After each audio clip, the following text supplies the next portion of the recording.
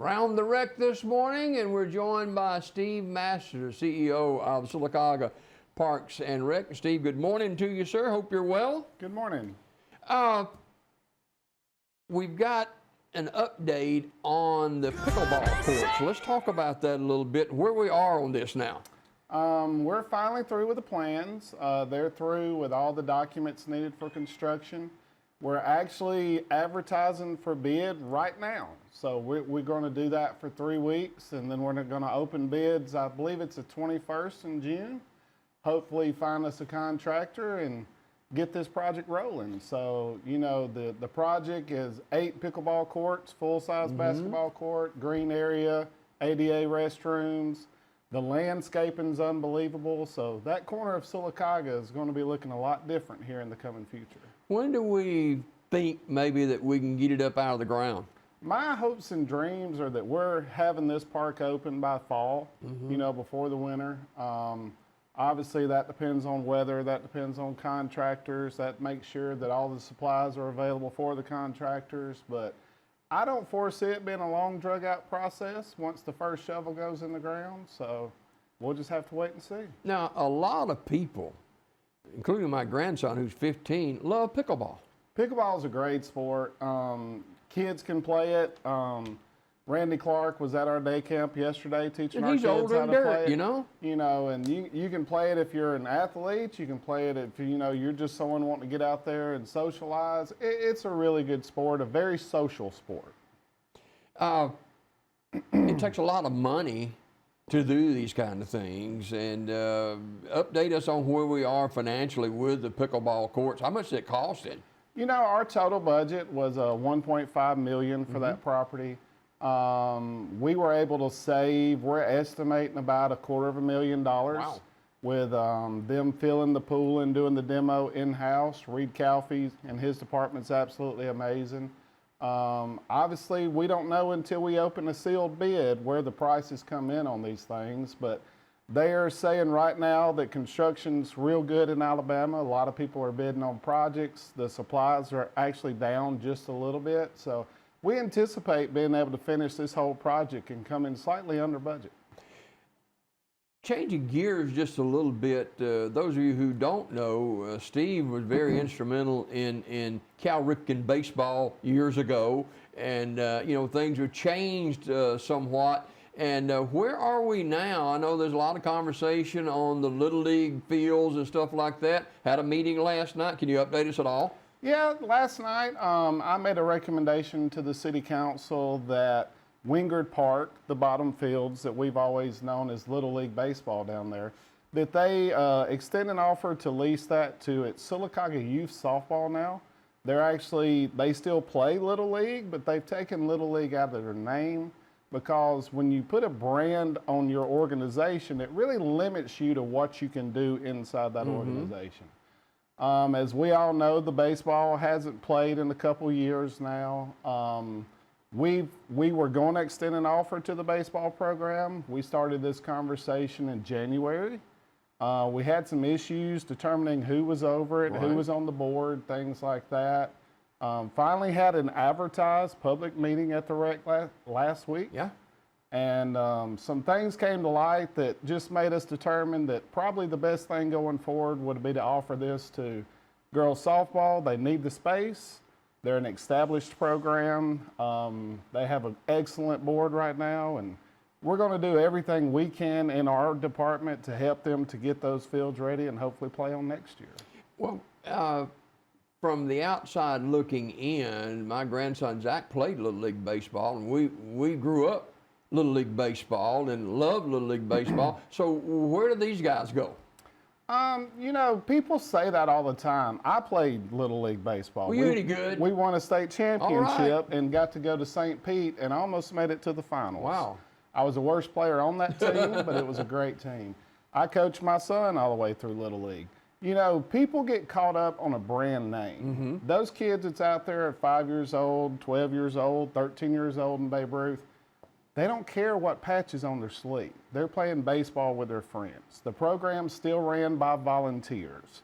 You know, Little League, yes, it was a nationwide thing for a long time, but now in the state of Alabama, It got down to 1 charter in the whole state. That's amazing I to think me. now it's up to 3 or 4. You know, there's a couple popping in here and there, but we left the door open. We're putting a clause in this contract that should anybody organize who Yeah. wanted to do a parent-run baseball program, that we would do a joint use agreement with softball. So Little League's not dead, or any other brand that wanted to play organized baseball in Sylacauga that was parent-run. There's a field out there that we can talk about, you know, making available to you. But obviously, if you're going to do a lease agreement with a city entity, you're going to have proof of insurance. You're going to have charters. You're going to have money in the bank. You're going to have to make sure that you got a LLC or you're incorporated. So, you know, it's a liability issue. You know, those fields set with no insurance we know of for 2 years. And That could be dangerous right there. should anybody just jump the fence and Yeah. get injured, Yeah. the city's liable. Yeah.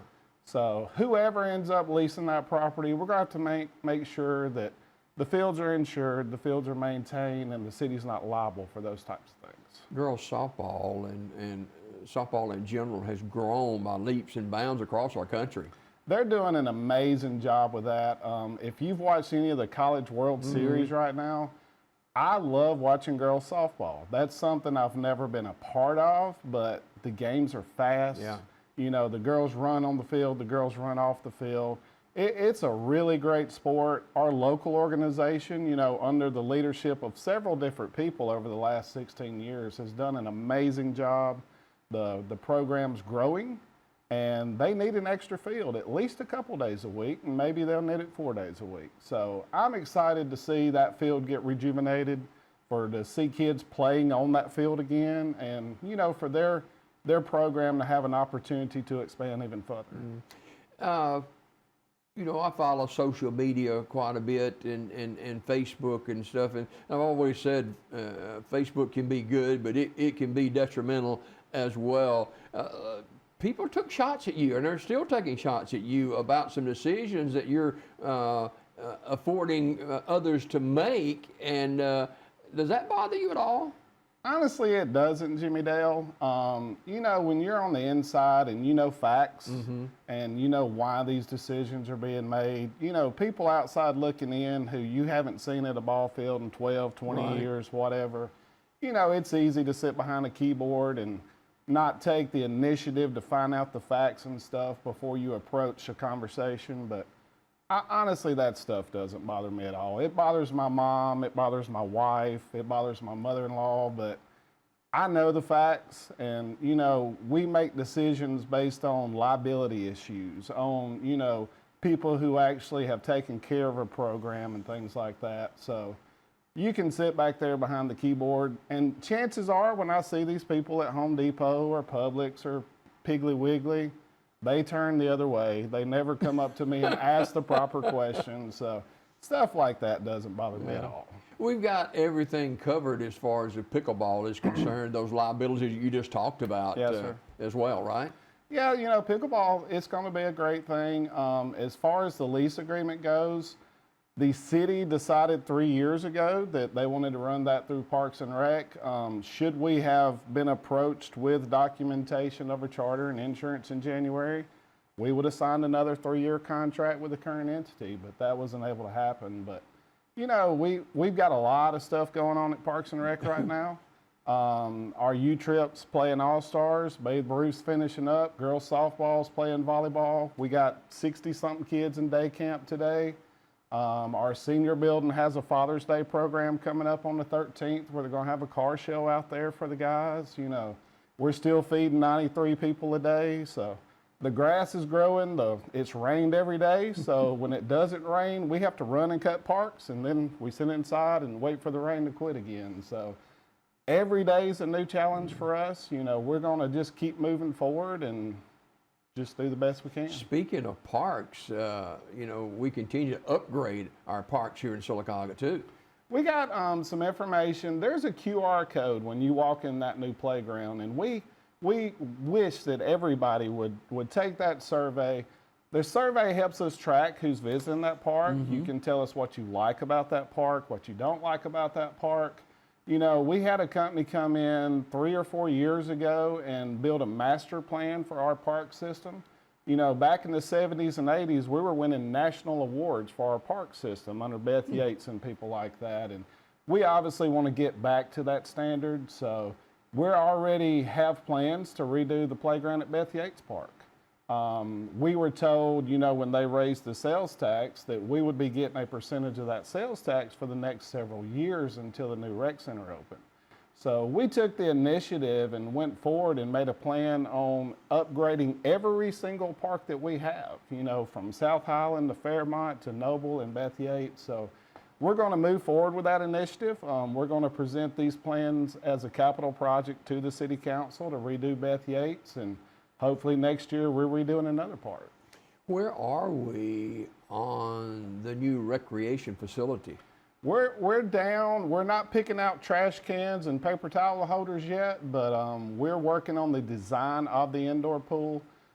Initially, I was presented with a box of 8 lanes, and that was it. And as you know, it's going to be more of a community pool than just an everyday competition pool. So the last plans that we had, and I pretty much think are finalized, we're going to have a 0 entry side for ADA. There's going to be a small splash feature in that 0 entry, so infants and kids and stuff can go in there and play. And you can sit and not really have to worry a lot about it. So we're basically including a splash pad in it. There's going to be an area down there for learn to swim programs. There's going to be an area for water aerobics. And of course, we're still going to have 8 lanes for competition. So once we get the pool, which is the biggest feature in that facility, figured out, we've got the layout of the building and everything pretty much done. We will make final approvals on the layout of the building, and then they'll go in there and do all the things they do, you know, and they'll draw the final plans. But we're still scheduled to put a shovel in the ground in December. So we're looking at maybe 2 to 3 years finalization. They're telling me if we put a shovel in the ground in December that, you know, it's going to take about a year to build this thing. You're talking about a $28 million facility. I think it's going to be around 66,000 square feet. So those things don't just pop up overnight. No. It's not a Butler building or a steel building. It is a built facility. So they tell us it's going to take about a year.